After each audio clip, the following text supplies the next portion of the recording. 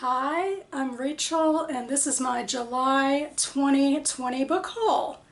This is going to be a longer haul than I would have anticipated. I actually had some trouble a couple of months ago. I was trying to sort of buy and dole out books for these book hauls because, well, my usual ways of getting in books from the library or from, local events weren't happening. But anyway, I didn't want to have too many books at once because I don't want to buy too many books, but now I'm in a little bit of a conundrum because I have a stack of 3 books from Abe Books and I'm about to start reading them, so I figure I should show them first. And then I have birthday books that I could technically save till next month, but July is my birthday month, so you can see these stupid rules I'm putting on myself. But anyway, all in all, I now have 6 books to share. So I'll start with the 3 books I got from Abe Books. I decided to purchase these 3 books because they're near the top of my GoodReads TBR, which means they've been on my GoodReads TBR for years. And I've been trying to read and remove at least 1 book per month.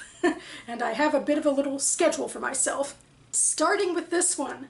This is Been Here a Thousand Years by Marialina Venezia, translated from the Italian by Marina Hars. And this is also doubling as my Woman in Translation pick because August is Woman in Translation Month. It was an initiative started by some people who noticed how little of translated fiction by women was out there, and so they wanted to, give them a bit of a boost. And it's taken off some steam. I know that there's a read-along or reading challenge happening this month. I think with Jen from Insert Literary Pun here. I'll insert that video down below. But for me, I'm just gonna have this 1 book and read this 1 book. And that's all I'll say about it here and now because I'll be talking about it soon enough in the coming weeks. Next, I have a book I want to read for Sci-Fi September. This is my quirkiest book, I think. This is A Highly Unlikely Scenario, or A Nestea Pizza Employee's Guide to Something the World. Oh my goodness, this sticker is covering it and apparently I can't remember the rest of the title. Anyway, it's by Rachel Cantor and I will read from the back. In the not-too-distant future, the world is ruled not by governments, but by fast food delivery companies. Only one disgruntled employee stands between them and the end of civilization. Okay, 1 disgruntled employee and a woman who's a librarian. Okay, 1 disgruntled employee, a woman who is a librarian, and an anarchist book group. All right, plus a little kid who can travel through time. And maybe 1 or 2 other people. But still, that's not much against all that pizza and fried chicken. So I just love this. My first thought is to think of the dystopian plotline from Cloud Atlas by David Mitchell because those clones were working in a fast food joint. And I also think to myself, I wonder if this isn't as funny as I would like to think it is, because after all, corporations have a lot of power. But when you look into that list of, rebels standing up against the institutions, that seems to get at least a bit fun. I'm really excited to see especially the librarian and the anarchist book group. So I'll be getting to this in September.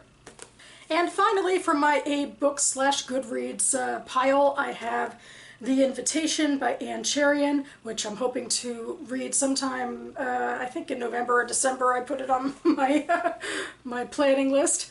And I'll read from the flap for this one too. Vikram, an Indian-American entrepreneur, is announcing his son's graduation from MIT. After 25 years in America, Vikram has it all. A son who attended a prestigious university, a successful computer company, a mansion in exclusive Newport Beach, California. He hasn't seen his old group of Indian friends since graduate school at UCLA, but he sends Jay, Francis, and Lolly invitations to his son's party. The invite takes Francis and Jay by surprise. Years ago, Vikram was the nerd, and they were the golden couple, destined for financial success and even more accomplished children. Now their daughter is flunking out of high school. As a real estate agent, Francis hasn't sold a house in a year, and Jay languishes in a middle management job, never having quite completed his MBA. Lolly opens the envelope and sees a way of life she opted out of when she married an American.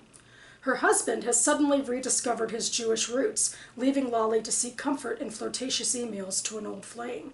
She wonders if she made the wrong decision so long ago. As the day of the party approaches, each must confront where life in America has taken them. Has America proved to be the land of their dreams? Deeply felt and sharply drawn, the invitation redefines the meaning of family, friendship, and true success among a generation of immigrants and their American-born children. So yeah, I'm almost positive that I saw this on the Jewish Book Council and was drawn to it because of its Jewish themes in an unusual situation, although certainly from this description it seems like the Jewish character is incredibly secondary. But I'm still really interested to give it a go and also to, get introduced to a cast of immigrant American characters as well and see where their lives have taken them. This is definitely something that's in my wheelhouse. And now I have a group of 3 books that I was gifted for my birthday because I asked for them, starting with a couple of writing craft books. This one is Save the Cat Writes a Novel, which is by Jessica Brody. This whole book was based off of another book called Save the Cat, which was for screenwriting, which took off like a flame, and a bunch of novelists also started trying to use those tricks as well until Jessica Brody capitalized on it and tweaked things for our use, those of us trying to write novels. I'm already using a few of the elements of this book that I've found like through podcasts and online for my outlining, but I feel like it's worth it to read the entire thing. I think this book, more than many others, is really sweeping like AuthorTube and the writing world when it comes to how to craft fiction. Plus it's named for a cat, and it has a cat on the cover, so you can't go wrong with that. This next one I'm pretty sure I heard of through a NaNoWriMo podcast episode, which I'll try and find and link down below. They had an interview with this woman who wrote The Author's Checklist, An Agent's Guide to Developing and Editing Your Manuscript by Elizabeth K. Cracked.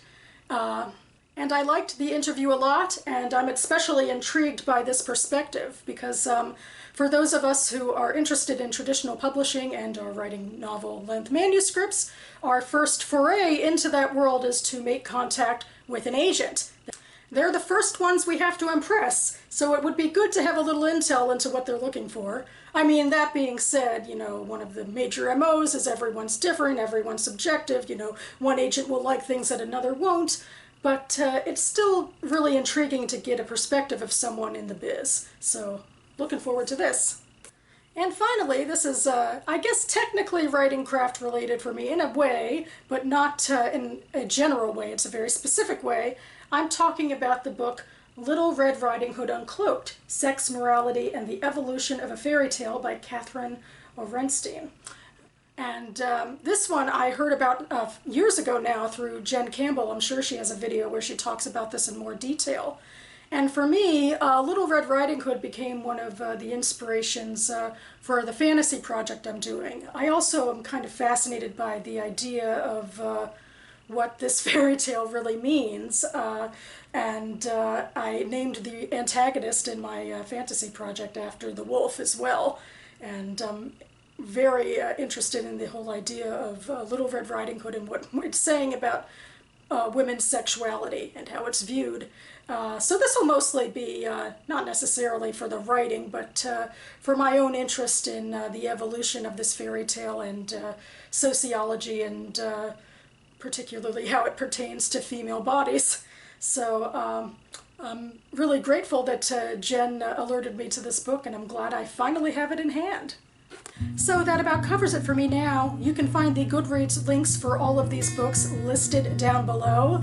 But for now, I'm gonna skedaddle out of here because this is the day when Robert has announced which books from the semifinals have advanced to the finals of the BookTube Prize. And with that, my sabbatical from the BookTube Prize has officially ended. I took off the last couple of months and didn't read for the semifinals, but I am indeed reading for the finals. I'm reading for fiction for the first time, and I'm very excited for that.